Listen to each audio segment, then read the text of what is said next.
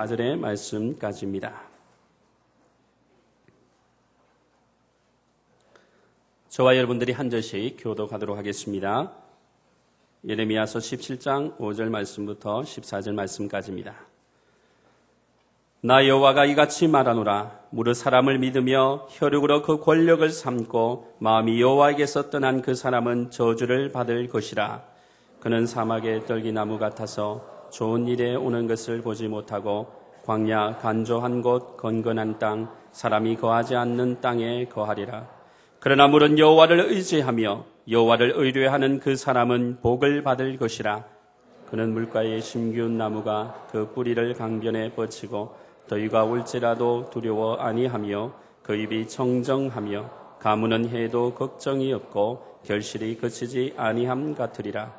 만물보다 거짓되고 심히 부패한 것은 마음이라. 누가 능히 이를 알리오마는 나 여호와는 심장을 살피며 폐부를 시험하고 각각 그 행위와 그 행실대로 보응하나니 불의에 치부하는 자는 자고 새가 낳지 아니한 알을 품은 같아서 그 중년에 그것이 떠나겠고 필경은 어리석은 자가 되리라. 영화로우신 보좌여 원시부 높이 계시며 우리의 성소이시며 이스라엘의 소망이신 여호와여 무릇 주를 버리는 자는 다 수치를 당할 것이라. 무릇 여호와를 떠나는 자는 흙의 기록이 되어오리니 이는 생수의 근원이신 여호와를 버림이니이다. 여호와여 주는 나의 찬송이시오니 나를 고치소서. 그리하시면 내가 낫겠나이다. 나를 구원하소서. 그리하시면 내가 구원을 얻으리이다.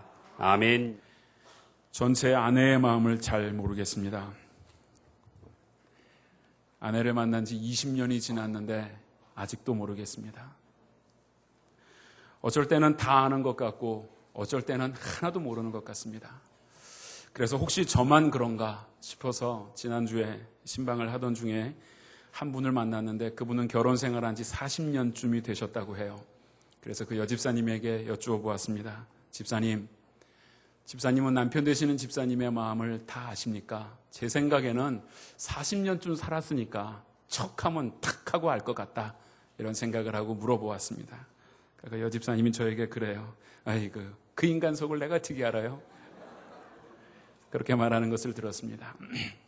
사실 사람의 마음처럼 알기 어려운 것이 없다 생각을 합니다. 인간의 육체도 해부학이라는 이 하나의 학문이 발달하지 않았다면 우리는 아마 사람의 이 육체도 몰랐을 겁니다. 그런데 그때 당시에는 미친 사람의 소리를 들을 정도로 아주 도전의식을 가지고 있는 의사들이 당시에는 이 육체를 가르는 일 자체는 신성모독죄였습니다. 이것은 종교 재판에 붙이는 아주 심각한 죄였음에도 불구하고 몇몇 그런 도전된 의사들의 생각과 정신이 인체의 이 신비들을 밝혀냈습니다. 그런데 이 사람의 마음이라는 것은 참 알 수가 없어요. 이것을 해부학을 하듯이 좀 갈라보면 그 안에 뭐가 들어있는지 좀 알 수 있겠지만 그렇게 할 수도 없는 것이 이 사람의 마음인 것 같습니다. 그래서 오늘 본문 9절을 보면 Who can know it라고 이야기를 해요. 누가 알겠냐? 다른 영어 성경에는 Who can understand it이라고 써놨어요. 누가 이해할 수 있겠느냐? 아무도 이해할 수 없다는 거예요. 누가 알리요마는 이렇게 이야기를 하고 있습니다. 이 때문에 어떤 면에서는 참 답답한 것 같아요. 좀 그 사람 마음을 알면 내가 어떻게 좀 행동하고 어떻게 좀 해줄 것인데 때로는 내 남편 마음도 모르고 내 아내 마음도 몰라요. 그래서 좀 뭔가 알면은 더 잘해줄 것 같은데 그게 안 된다는 거예요. 그런데 또 한편으로는 모르니까 살지 그 생각을 하는 것 같아요. 서로 마음을 다 안다면 아마 이 지구가 멸망하지 않았을까. 모르니까 그냥 그러려니 안 그러겠지 생각하고 사는 게 아닌가라는 생각도 합니다. 더 심각한 것은요, 남의 마음은 둘째치고 내 마음도 모르겠어요. 여러분 그렇지 않나요? 도대체 내 마음도 때로는 내가 이해할 수 없어요. 그래서 이 마음에 대한 조사를 제가 인터넷을 쭉 쳐보니까 유행가 가사들이 몇 개 뜨더라고요. 나도 나를 모르는데 넌들 나를 알겠느냐. 그 노래 아세요? 찬양대는 다 아시나 봐요. 또 이런 가사가 있더라고요. 내가 왜 이러는지 몰라. 자기도 자기를 모른다라는 거예요. 도대체 내가 왜 이럴까? 내 동기가 뭐고 내가 왜 이런 행동을 하는지 내가 왜 그런 마음을 품게 됐는지 그런 것도 자신은 모른다라는 거예요. 그런데 예레미야 선지자는 분명히 선언하기를 그 마음에 대해서, 인간의 마음에 대해서 선포를 했습니다. 9절 말씀을 보니까 만물보다 거짓되고 심히 부패한 것이 사람의 마음이라는 거죠. 여러분, 세상의 모든 만물은 다 썩을 수밖에 없는 게 만물입니다. 왜냐하면 세상의 만물은 그 생명이 끝나면, 그 생명이 연결되어져 있지 않으면 다 썩습니다. 고기가 그렇잖아요. 그것이 생명이 있을 때는 신선하지만 생명이 없으면 썩는 거예요. 물고기들이 물속에 있을 때는 싱싱합니다. 그러나 물 바깥에 나와서 생명이 없어지면 순식간에 썩고 악취가 나는 것이 아닙니까? 이 세상의 모든 만물들은 다 썩을 수밖에 없는 부패성을 가지고 있어요. 그런데 인간의 마음은 그 세상의 모든 만물들이 부패한 것보다도 더 부패하다. 저는 이 말씀을 읽으면서 인정하고 싶지 않았어요. 정말 내 마음이 그렇게 부패하고 거짓된 것일까? 하나님은 왜 예레미야 선지자를 통하여서 나에게 이렇게도 인간의 마음이 부패하다라는 것을 강조하고 있는 것일까? 그런 생각을 해봅니다. 본문에 나타난 이스라엘 백성들을 보면 그러한 것이 조금은 이해가 가는 것 같아요. 이스라엘 백성들이요, 예레미야 선지자 시대에 영적으로 어두워졌어요. 그리고 하나님을 떠났습니다.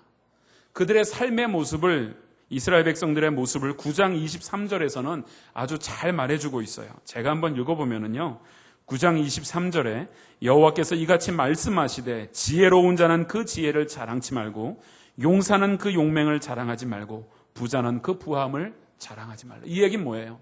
자랑하고 있다라는 거죠.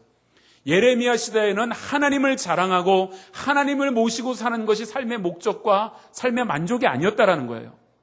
내가 부한 것, 많이 갖고 있는 것, 내가 좀 자랑할 만한 힘이 있는 것, 자랑할 만한 지혜가 있는 것, 이것들을 자랑하고 하나님이 계셔야 할 자리에 대신 그 힘과 부함과 명예를 대신 갖다 놓고 그것으로 인하여 즐거워하고 있었다라고 말하고 있습니다. 하나님과 거리가 생겼어요.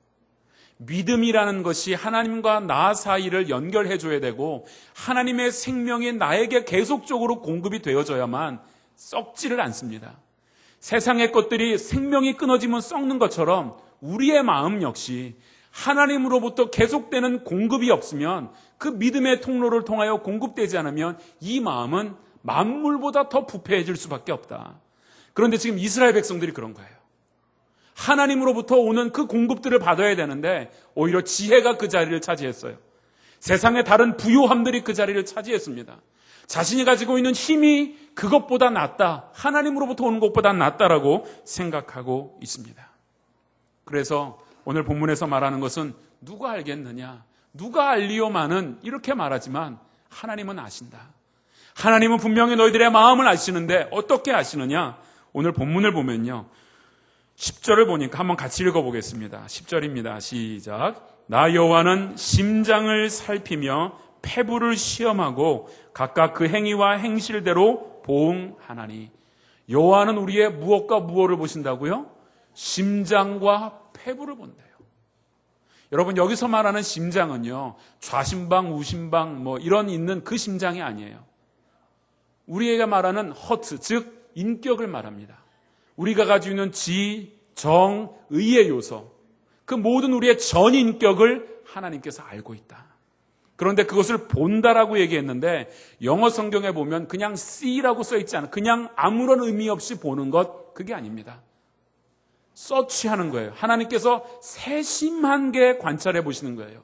의미를 갖고 우리의 가지고 있는 인격들을 다 살펴보신다. 또 한 가지는요, 폐부를 보신다 그랬어요. 폐부라는 것은요, 신장을 말하는데 고대 사람들은 왜 그랬는지는 모르지만 인간의 감정, 희노애락이라는 그 감정은 사람의 신장에서부터 나온다고 생각을 했어요. 심장이 아니고 신장. 그 신장에서 나온다고 생각을 했기 때문에 이 말씀은 다시 말하면 하나님께서 우리의 감정을 다 보신다. 숨겨진 동기, 숨겨진 감정까지도 하나님이 보신다. 아무도 인간의 마음을 알 수가 없지만 그러나 하나님께서는 우리의 심장과 폐부를 살펴보시고 그 행한 대로 보응하신다. 이렇게 말씀하고 있습니다. 여러분 있잖아요. 죄가 없는 사람이 죄가 드러난 사람을 볼 때 비난할 수 있습니다. 어떻게 저런 일을 할 수 있을까? 이런 비난들을 합니다. 그런데 죄가 있는 사람이 같은 죄를 지은 사람을 비난하지 않아요.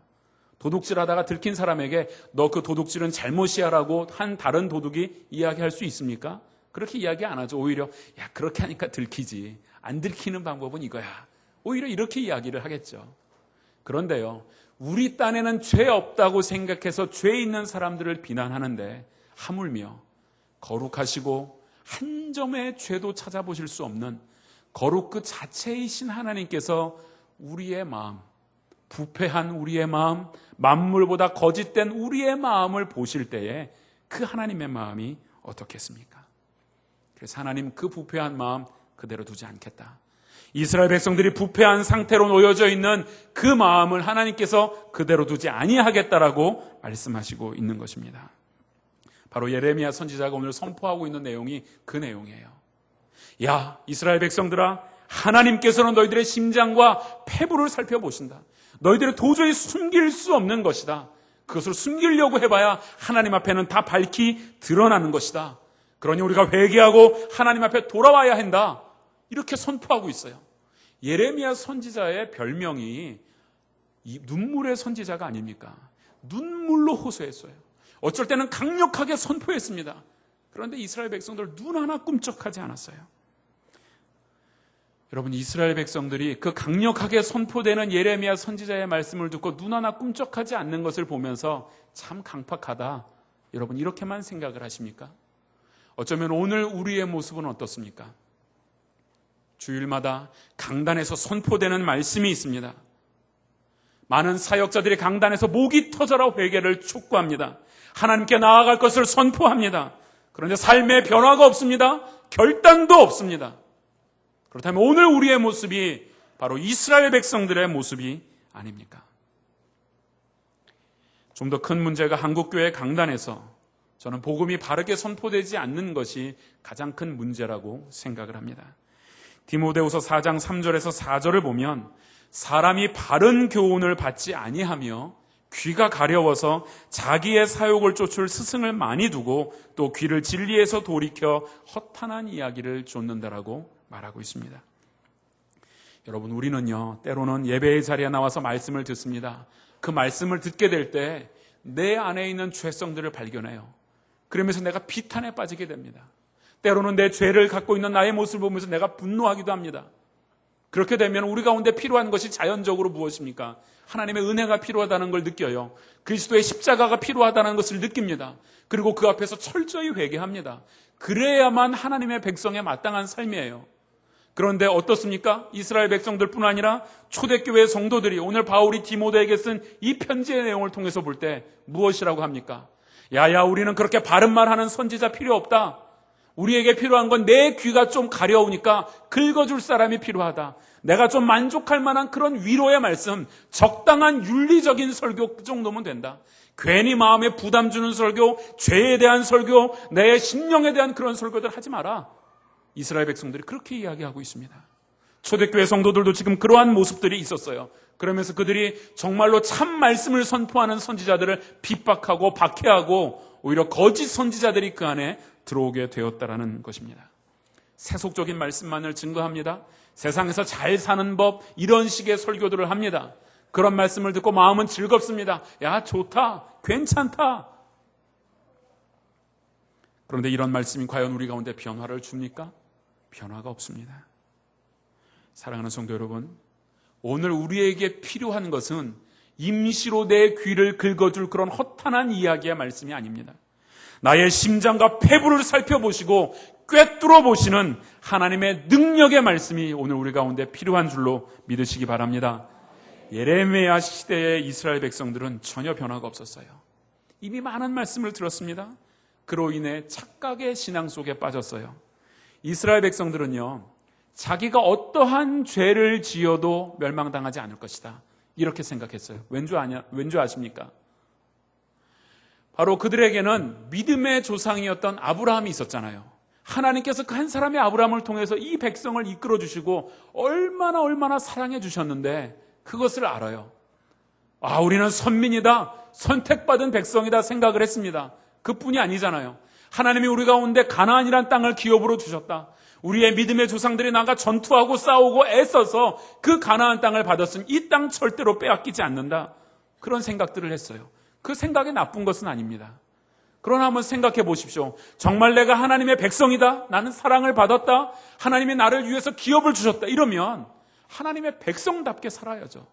긍지를 가지고 백성답게 살아야 되는 것 아닙니까? 그런데 오히려 그 하나님의 약속을 내 삶의 안전장치 정도로 생각을 하는 거예요. 방종의 어떠한 도구들로 생각을 합니다. 내가 이렇게 살아도 돼, 적당히 살아도 괜찮아, 하나님의 약속이 있잖아, 나는 멸망하지 않아, 이런 생각을 한다는 것입니다. 예를 들면 뭐라고 하나요? 요즘 교회에는 나오지만 신앙생활을 오래는 하지만 주일만 오는 신자를 뭐라 하죠? 썬데이 크리스찬이다, 나일롱 신자다, 이런 이야기를 우리가 하지 않습니까? 그런 남편이 있다고 쳐봐요. 아내는 그런 남편의 모습을 보면서 너무 마음이 안타까운 거예요. 우리 남편 저러다 큰일 날 텐데. 그래갖고 남편한테 늘 이야기를 합니다. 여보, 당신 예수 그렇게 믿으면 안 돼. 큰일 나. 마당만 밟아서 될 문제가 아니야. 당신 예수 잘 믿어야지. 안 그러면 이러다가 나중에 어떻게 하려고 그래. 그런 얘기를 하니까 남편이 그렇게 얘기를 해요. 걱정하 덜덜 말어. 나는 예수를 믿는다니까. 성경에 나와 있잖아. 주의 이름을 부르는 자는 구원을 얻으리라. 난 오늘도 주여 했다고. 염려할 것 없어. 여러분, 그런 모습이라는 거예요. 변화가 없습니다. 옛사람을 버리지 못했어요. 이스라엘 백성들이 오늘 바로 그 모습입니다. 하나님의 사랑과 하나님의 약속에 대한 과신을 하고 있는 거예요. 맹신을 하고 있는 거예요. 착각된 신앙을 가지고 있습니다. 하나님을 생각하지 아니하고 자신의 과신과 종교행위가 내가 방종의 삶을 살아도 된다라는 안전장치가 되고 있다라고 생각합니다. 그러다 보니까 자연히 하나님은 점점 멀어지는 거예요. 하나님 대신에 무엇인가 다른 것을 자꾸 갖다 끼워놓습니다. 여러분, 한번 구약시대의 제사를 생각해 보십시오. 구약시대의 이스라엘 백성들은 제사를 지내러 올 때에 피의 제사를 드렸습니다. 그 자리가 얼마나 거룩한 자리인지 마음에 큰 부담을 가지고 나와야만 했어요. 동물을 잡고 각을 뜨고 피를 뿌리고 하나님 앞에서 제사를 드릴 때마다 마음의 통곡함들을 가지고 나왔습니다. 쉬운 일들이 아니었어요. 그러다 보니 그 제사가 힘든 거예요. 그래서 이스라엘의 제사가 가나안 제사를 받아들였습니다. 가나안을 정복한 이후에 이스라엘의 제사가 어떻게 됐습니까? 가나안은 일부 제사, 이부는 여사제들과 음란한 일들을 했어요. 그러면서 하나님이 계셔야 될 자리에 세상의 것들을 갖다 놓고 그것으로 즐거워한다라는 것입니다. 그것이 지금 이스라엘 백성들의 삶의 문제였다라는 겁니다. 우리도 그렇지 않습니까? 하나님을 섬기다가 하나님과 멀어지면 나도 모르는 사이에 내 삶에서 하나님이 계셔야 할 자리에 다른 것으로 갖다 놓고 만족하는 거예요. 아파트 평수를 늘리는 것 죄가 아닙니다. 인생에서 맛있는 것 먹고 재밌게 사는 것, 이것도 죄는 아니에요. 이 세상에서 내가 즐길 수 있는 것들을 잘 즐기고 살아가는 것, 하나님이 주신 축복입니다. 그런데 그 자체는 죄악이 아니지만 하나님이 나에게 허락하신 그것들을 누리는 게 아니라 하나님 대신 하나님보다 거기에서 기쁨을 얻으며 하나님보다 거기에서 만족을 얻고자 하면 그것은 우상이 되는 것이고 그것은 곧 죄다. 그것을 성경은 가르쳐주고 있습니다. 이스라엘 백성들이 오늘 바로 그 상태에 빠졌다라는 겁니다. 여러분, 우상은 무엇입니까? 하나님을 대신하는 겁니다. 하나님 대신 나를 만족해 하는 것이 있다면 그게 곧 우상입니다. 하나님을 즐거워해야 할 백성이 세상의 것으로 즐거워하고 있다면 그것이 곧 우상이라는 겁니다. 이 우상들은 굉장한 힘을 가지고 있습니다. 자신도 모르게 그것을 추구하게 되고요. 그것을 누리기 시작하면 내 영에 대한 관심들을 잃어버리게 됩니다. 결국 이런 생활의 우상들은 나를 불의한 것들을 자꾸 추구하게 만들어요. 불의한 재물을 얻는 것도 좋아합니다. 이런 것과 같아요. 남편이 받아오는 월급이 아닌 어디서 사람들은 눈먼 돈 이렇게도 표현을 하는데 돈을 가지고 와서 그래서 여보 생활비에 더 보탰어. 아이들 학원이라도 보내주면 여러분 우리 부인 되시는 우리 성도님들 남편에게 그 돈의 출처가 어딘지 물어보시나요? 남편이 한 번도 그런 돈 갖다 주신 적이 없으십니까? 혹시나 물어보면 남편의 마음이 상할까봐 다음엔 안 줄 것 같아서 안 물어보십니까? 물어봐야죠. 여보, 이 돈 어디서 났어? 불이한 재물인지, 어디서 도박을 했는지, 그냥 슬쩍 고마워 하고 받는 건 넌 나가서 죄 지어 돈만 많이 가져오면 돼. 인정하는 것 아닙니까? 하나님보다 내 삶에 다른 것들을 채워놓고 그것이 우상이 되기 시작하면 불이한 재물에 대한 관심도 높아지기 시작하고, 하나님이 보시기에 그것이 기쁜 것인지 아닌 것인지 거기에 대한 관심이 사라져버린다는 겁니다. 이렇게 되면 하나님께서 그 백성들 가만히 두지 않겠다. 오늘 그 심판을 이야기하셨어요. 우리가 읽은 본문 앞에 3절 말씀을 보면 내 재산과 내 보물과 내 산당을 내가 노력하게 될 것이다. 이렇게 말씀하셨어요. 자, 봐라. 너희들이 재물을 의지하고 보물을 쌓았다. 그리고 그것이 너희들의 산당, 즉 우상이 되었다. 그렇다면 그것이 그대로 너희들의 삶에 유지될 것 같느냐? 아니다. 그것이 하나님 대신 자리를 하고 있다면 내가 반드시 그것을 빼앗아갈 것이다. 여러분, 우리가 그렇잖아요. 부모된 우리들이 자녀를 보면서 너는 내 자녀야. 너 그거 계속하면 나중에 큰일 나게 돼. 그런데도 그 자녀가 그것들을 버리지 못하면 여러분 어떻게 합니까? 그냥 내버려 둡니까? 제가 한때는 소년원에 있는 아이들을 교육한 적이 있었어요. 이 아이들이 주로 먹는 게 본드 뭐 이런 거예요. 검정색 봉투에 이렇게 본드 담아서 하는 거 있잖아요. 끊지를 못해요. 그 아이들이 교회를 왔어요. 그 정화, 소년원에서 나와서 무슨 정화 교육기관이라서 교회 3달 출석해야만 돼요. 그 아이들을 이제 맡아서 교육을 하고 했는데 끊지를 못하는 거예요. 그래서 제가 때렸어요. 때리면서 제 마음이 그런 마음이었어요. 좀 너한테 맞아서라도 좀 정신을 차려야 되겠다. 때로는 하나님이 우리를 보실 때 어쩌면 그런 마음이 아닐까요? 계속 그것 버리지 못하고 그 길로 가면 궁극적으로 멸망하는 길인데 그 손에 든 것 풀지 못하고 불의한 것 가지고 생활에 우상 품고 있으면 하나님 강제로라도 이 손을 피시게 한다는 거예요. 그래서 그것들을 빼앗아 가신다. 그것이 오늘 우리에게 있는 하나의 심판의 모습이다. 또 하나는 무엇입니까? 4절을 보면 이렇게 설명을 했습니다. 내가 내게 준 내 기업에서 내 손을 뗄 것이다. 기업이 무엇입니까? 이스라엘 백성들이 살고 있는 가나안 땅이에요. 약속의 땅 기업을 받지 않았습니까? 그러면서 그들은 생각했죠. 이 땅은 영원할 것이다. 이 땅은 안전할 것이다. 안전했습니까? 하나님의 약속이니까 변하지 않을 것이라고 생각했던 그 이스라엘 백성들에게서 하나님은 바벨론과 아수르를 통하여 그 나라들을 멸망시키셨습니다. 이스라엘 백성들이 멸망당하자 그랄 강가에서 난민촌처럼 노예들처럼 모여서 아주 비참한 생활을 하지 않았습니까? 이 시대의 역사가 말해주고 있지 않습니까? 이것은 약속이야 변하지 않는다라고 생각했던 이스라엘 백성들이 그 땅을 얼마나 자주 빼앗겼습니까? 그 전까지는 이들이 무슨 이야기를 했습니까? 난 하나님의 택한 백성이다. 아브라함의 후손이다. 이 땅은 우리의 약속의 땅이니 결코 변함이 없을 것이다. 큰 소리 뻥뻥 치며 방종의 삶을 살았지만 하나님께서 그대로 두지 않으셨습니다. 왜요? 사랑하셨기 때문입니다. 그 길로 계속 가면 멸망의 길이기 때문에 하나님 그대로 두지 않으셨습니다. 세 번째 심판의 모습이요. 11절에 보면 이렇게 말을 했습니다. 불의로 치부하는 자는 자고새가 낳지 아니한 알을 품은 같아서 그 중년에 그것이 떠나겠고 필경은 어리석은 자가 되리라. 자고새라는 한 새가 등장을 합니다. 여러분, 자고새는 팔레스타인 지역에 있는 새인데요. 우리나라로 얘기하면 메추라기 같은 새예요. 이 새가 가지고 있는 두 가지 특징이 있어요. 참 희한한 새입니다.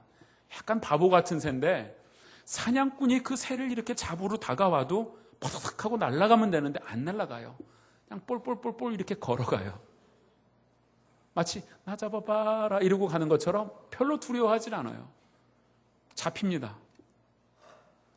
여러분, 이것을 하나님께서 말씀해 주신 이유 중에 하나가 영이 어두워지면 내 영혼을 잠식시켜버리고 내 영혼을 망하게 하는 세상 것이 다가올 때 그 올무가 다가오는데 도망갈 생각을 안 하는 거예요. 오히려 그 안에서 좋다, 괜찮다. 그렇게 될 때 자고새가 가지고 있는 또 한 가지의 특징이 무엇인지 아십니까? 오늘 본문에도 말했지만 그 자고새가 낳지 아니한 알을 품는다 그랬어요. 이 자고새라는 게요, 알만 보면 품습니다. 자기 알이든 남의 알이든 아무 상관이 없어요. 길을 가다가 알이네? 그러면 그냥 품어요. 그 끝까지 잘 품어서 새끼를 낳아요. 그럼 새끼가 나와서 이건 내 새끼가 아니구나 하면 그만둬야 되는데, 그렇게 난 새끼를 또 데리고 있어요. 이 자고새가 참 희한하죠? 근데 그 알에서 나온 새끼는 딱 보면서 내 엄마 아니네? 그 생각하고 푸드득 날아가 버린다는 거예요. 중년의 때에 날아가는 것처럼. 여러분, 이 말이 무슨 말씀이십니까? 세상의 것, 하나님 대신 만족하고 있는 그것 내 것이라고 붙잡고 있어요. 내 주머니에 넣으면 내 것 될 것 같아요. 내가 품고 있으면 내 것 될 것 같아요. 그런데 그것 반드시 날아가는 것이다. 그거 지켜지는 거 아니다. 하나님 대신 네가 그것으로 만족하고 그거 품고 있다고 그게 네 것이 되는 게 아니다. 공든탑이 무너지랴, 이런 말이 있지 않습니까? 무너집니다. 아무리 공들여 탑 쌓아보세요. 그 공든탑 안에 하나님 안 계시고 하나님 없이 쌓은 탑 무너져야 합니다. 반드시 무너져야 합니다. 제가 무너지라고 기도할 겁니다. 그거 안 무너지면 하나님이 얼마나 귀한 분인지, 하나님이 내 인생에 얼마나 소중한지 모르는 거예요. 공든탑이 아까워서 살다가 궁극적으로는 자고새가 알 품고 있다가 결국은 그것이 내 것이 아닌데 중년의 때에 망하는 길을 간 것처럼 우리가 그런 인생을 살아서는 안 된다. 그렇게 말해주고 있는 것입니다. 사랑하는 성도 여러분, 하나님 믿는 사람은 하나님으로 기뻐해야 되는 줄로 믿습니다. 하나님으로 즐거워해야 하는 삶을 살아야 합니다. 그렇지 않고 우상에게 가로막혀서 살다 보면 나도 모르게 하나님 대신할 것을 자꾸 섬기게 된다는 거예요. 하나님께서는요, 하나님도 섬기고 우상도 섬기게 우리를 그렇게 내버려 두지 않습니다. 왜요? 그렇게 할 수도 없고, 우리가 그렇게 한다면 그것이 궁극적으로 멸망이라는 것을 누구보다도 하나님이 잘 아시기에 절대로 그대로 두지 않는다는 것입니다. 여러분, 하나님이 지켜주시지 않으면 파수꾼의 경성함도 허사입니다. 하나님 없이 아무리 여러분이 공든탑을 만든다 해도 여러분, 그 탑 반드시 무너지게 되어 있습니다. 여러분, 혹시 이미 무너진 탑을 경험하셨다면 감사하시기 바랍니다. 그것은 하나님의 사랑의 표현입니다. 여러분의 인생에서 내가 죽도록 일한다고 됩니까? 아닙니다. 하나님이 되게 해주셔야 되는 겁니다. 하나님을 믿고 하나님을 섬기는 것, 그것이 내 인생에서 중요하게 되어질 때에 바로 탑이 아름답게 쌓여질 수가 있다는 것입니다. 그런데 우리가 이렇게 생활의 우상을 놓고 불의한 것을 기뻐하는 자가 아닌 바로 하나님을 섬기는 자, 하나님으로 만족하는 자의 삶이 어떤 것인가, 그 삶이 얼마나 아름다운가, 예레미야는 그것을 오늘 말씀해 주고 있습니다. 한번 7절 8절은 같이 한번 읽어보도록 하겠습니다. 시작. 그러나 무릇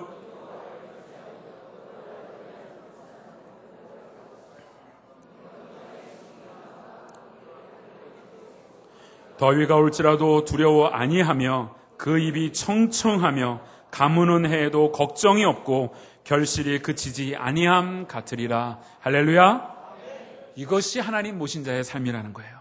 여러분, 생각나는 성경 구절 없습니까? 이거 읽으면서 시편 1편 생각나죠. 저는 시냇가에 심은 나무가 시절을 쫓아 과실을 맺으며 그 잎사귀가 마르지 아니함 같으니 그 행사가 다 형통하리로다. 바로 그것입니다. 하나님 모시고 생활에 우상 섬기지 아니하고 불의한 것 추구하지 아니하고 하나님 중심으로 사는 자, 그에게 주시는 하나님의 축복입니다. 하나님을 믿고 사는 사람에게는요, 날마다 그 믿음의 통로를 통하여 하나님의 은혜가 주어지기 시작합니다. 하나님의 은혜가 날마다 공급이 됩니다. 나도 모르는 사이에 하나님께서 은혜를 베풀어 주셔서 희한하게도 자고 일어나면 식물이 쑥쑥 크듯이 내 믿음이 자라고 하나님의 형통케 하심들이 내 눈으로 보이게 된다는 것입니다. 내 인생을 이끌어 가시는 그 하나님의 손길을 내가 막 느끼는 거예요. 그 잎사귀가 마르지 않습니다. 그 열매가 시절을 쫓아 과실을 주렁주렁 맺습니다. 인생의 고통스러운 더위가 와도 두렵지 않습니다. 가뭄이 와도 마르지 않습니다. 늘 푸른 인생을 사는 겁니다. 여러분에게 이와 같은 기가 막힌 축복, 이 아름다운 하나님의 은혜가 임하기를 바랍니다. 정말 아멘입니다. 여러분, 정말 우리가 푸른 인생 살아야 되지 않겠습니까? 예레미야가 이 두 부류의 사람들을 보면서 우상 숭배하고 불의한 욕심에 끌려 허우적거리는 사람들도 보고, 그리고 또 하나님을 모시고 사는 사람들의 그 삶을 비교해 보면서 그의 입술에서 무엇이 나오기 시작했냐면 찬양이 나왔어요. 야, 하나님 이것 깨닫게 하셨구나. 내가 선지자였지만 하나님 이 말씀 깨닫게 하시니 너무너무 감사합니다 하면서 그가 찬양을 했어요. 12절 13절을 보니까 영원하오신 보좌여 원시부터 높이 계시며 우리의 성소이시며 이스라엘의 소망이신 여호와여, 무릇 주를 버리는 자는 다 수치를 당할 것이라. 무릇 여호와를 떠나는 자는 흙의 기록이 되오리니 이는 생수의 근원이신 여호와를 버림이니이다. 예레미야가 지금 무엇을 보았냐면 하나님의 은혜와 그 영광을 보았어요. 그리고 그 영광을 눈으로 체험하고 손으로 만질 것 같은 그 하나님의 말씀의 영광을 그의 삶에서 경험했습니다. 그러면서 그가 그 두 부류의 사람들에 대한 이야기를 했잖아요. 한 부류는 하나님을 떠나서 자신의 인생에서 불의한 재물을 추구하고 삶의 우상들을 가지고 살아가는 자들은 어디에 이름이 기록이 되었다고요? 흙의 이름이 기록되었대요. 팔레스타인 지역은 여러분 아시는 것처럼 사막 지역이 아닙니까? 사막 그 모래 땅에다가 여러분 이름 기록해봐야 바람 한 번 불면 그 이름 사라지는 거예요. 우리로 얘기하면 여러분 저 송도 해수욕장 가서 여러분이 아무리 깊이 파서 여러분의 이름 기록해 놓아 보십시오. 파도 한 번 치면 사라집니다. 그것이 지금은 내 이름이 깊이 기록되어져 있고 쉽게 기록되어진 것 같은 그러한 내 인생의 이름이 될 것 같지만, 그러나 인생의 파도가 오고 인생의 바람이 불면 그것은 쉽게 사라져버릴 수 없다. 그렇게 될 수밖에 없다. 그 이야기를 하고 있는 것입니다. 그러나 한편으로는 예레미야는 본 것은 소망이 하나님에게 있다는 것을 발견했어요. 내가 이렇게 늘 푸른 인생을 살 수 있는 방법이 있다. 그것은 소망이신 하나님을 보는 거다.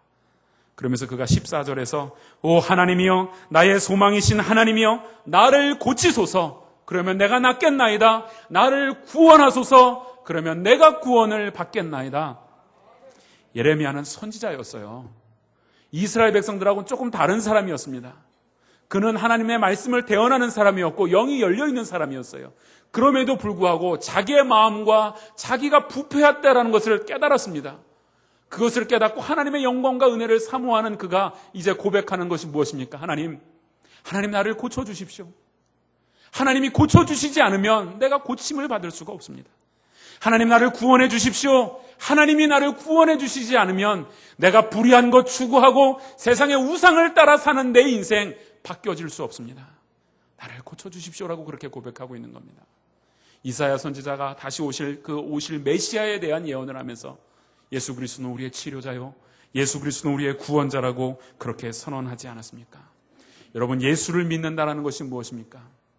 예수를 믿는다는 것은 예수 그리스도를 만나 내 삶에 그 온전한 치유의 능력이 나타나는 것입니다. 하나님께서 나를 치료하심을 내 삶에서 체험하는 겁니다. 내 삶이 변화되는 것입니다. 예수 그리스도만이 우리의 삶을 바꿔주십니다. 예수 그리스도만이 우리의 죄악을 깨끗게 하시며 우리의 삶이 세상의 것을 추구하는 것이 아니라 하나님 모시고 하나님 중심으로 살 수 있는 그 삶으로 바꾸어 주는 것입니다. 오늘 우리가 예수 그리스도를 믿고 있습니다. 여러분, 죄악을 치료받고 싶으십니까? 여러분의 불의한 삶들, 잘못된 신앙, 여러분 정말 그거 치료받고 이제 좀 변화되고 싶지 않으십니까? 그렇다면 우리가 예수 그리스도 앞에 나와야 합니다. 주님 말고는 방법이 없어요. 주여 나를 고치시오 주시옵소서. 그래야만 내가 고침을 받습니다. 주님 나를 구원해 주십시오. 그래야만 내가 고침을 받고 구원을 받을 수 있습니다. 이 예레미야 선지자가 그렇게 고백했다면, 눈물로 호소하며 살았던 그 선지자가 하나님 말고는 나도 방법이 없습니다, 하나님 나를 고쳐주십시오 했다면, 오늘 살고 있는 우리의 모습 속에서 내가 갖고 있는 이 고통의 멍에 세상에 불의한 것 추구하다 갖게 된 내 삶에 이그러진 모습들, 예수님께 나아가지 않고서는 우리가 어떻게 고침을 받을 수 있겠습니까? 예수님만이 저와 여러분을 고쳐주시고 치료하시는 분인 줄로 믿습니다. 내 성격의 문제, 내 습관의 문제, 내 불신앙의 문제도 치료하시는 분은 오직 주님밖에 없습니다. 예수님 말고는 내 쓰레기 같은 생각, 내 완악해서 변화되지 않는 내 이 마음들, 이 묵어버려서 묵은 땅이 되어서 단단하게 굳어버린 내 심령 갈아엎어 주실 분, 예수 그리스도밖에 없습니다. 여러분이 예수 그리스도 앞에 나와야만 합니다. 오직 하나님이 공급하시는 은혜의 단비와 예수 그리스도의 그 십자가의 은혜와 성령의 역사 위에는 우리의 삶이 고침을 받을 수 없는 것입니다. 예수 그리스도는 우리가 어떤 자리에 있더라도 우리를 구원하실 분입니다. 사랑하는 성도 여러분, 마지막으로 한 번 더 부탁을 드립니다. 여러분의 인생이 흙에 기록되어져서 쉽게 지워져 버리는 그렇게 불의한 것 추구하고 세상의 우상들을 추구하다가 지워져 버리는 인생을 살아서야 우리가 되겠습니까? 여러분, 우리가 어차피 이 믿음 안에 들어와 있지 않습니까? 하나님 모시고 하나님이 공급해 주시는 그 생명의 근원이신 여호와를 내 마음의 중심에 모셔서 참으로 늘 푸르는 인생 우리가 살아야 되지 않겠습니까? 이 시간 우리가 먼저 함께 통성으로 기도하실 때 이렇게 기도하십시다. 하나님, 저를 변화시켜 주시기를 원합니다. 생활의 우상에 빠져서 하나님을 멀리했던 내 삶이 있었습니다. 하나님, 예레미야처럼 내 마음을 직시해서 볼 수 있는 믿음의 눈을 갖게 하시고 하나님이 어떤 분인지, 하나님의 영광이 무엇인지, 그 하나님의 은혜가 무엇인지 좀 체험할 수 있게 도와주십시오. 하나님, 나를 위하여 피 흘리고 돌아가신 나의 주 예수 그리스도, 그 하나님께 의탁하여 내가 치료받기를 원합니다. 주님, 나를 고쳐주십시오. 주님, 나를 구원하여 주시옵소서. 그러지 아니하고선 내가 고침을 받을 수 없으니 나를 이끌어 주시옵소서. 우리 함께 믿음으로 기도하며 나아가겠습니다. 하나님, 이 시간 우리가 기도하며 나아갑니다. 우리를 고쳐주시기를 원합니다. 하나님이 어떤 분인지, 하나님은 그 하나님의 영광이 무엇인지 내가 깨달아 알았다면 이제 더 이상 세상의 것들을 추구하고 불의한 것들을 추구하며 살아가는 인생이 아니라 하나님 의지하고 살아가는 인생 될 수 있도록 인도하여 주시기를 원합니다. 나를 위하여 피 흘리고 몸 찢으시고 돌아가신 예수 그리스도가 나의 삶에 있다면 내가 고침을 받을 수 있는 줄로 믿습니다. 내가 치료를 받을 수 있는 줄로 믿습니다. 하나님의 영광을 보며 치료함을 받아 참으로 하나님 모시고 살아가는 인생, 하나님 시절을 쫓아 과실을 맺는 그런 푸르른 인생을 살아갈 수 있도록 우리를 축복하여 주시기를 원합니다. 이 시간 살아가는 성도들 마음 가운데 혹시 아직도 그런 찌그러진 마음들, 하나님 아직도 세상의 것들에 휘잡혀 있는 마음들, 세상의 것을 추구하는 마음들이 있다면 이 시간 성령이여 찾아가셔서 하나님 중심, 하나님이 가장 귀하신 분, 하나님으로 만족하며 하나님으로 기뻐하는 삶 살아갈 수 있도록 인도하여 주시옵소서.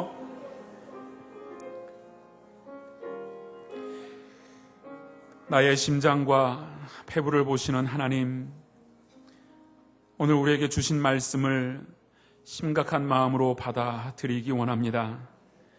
내 인생의 삶에서 하나님 대신 만족하는 우상과도 같은 것들, 불의한 것들 버리게 하여 주시옵소서. 치료자 되시는 주님, 우리를 고쳐주시기 원합니다.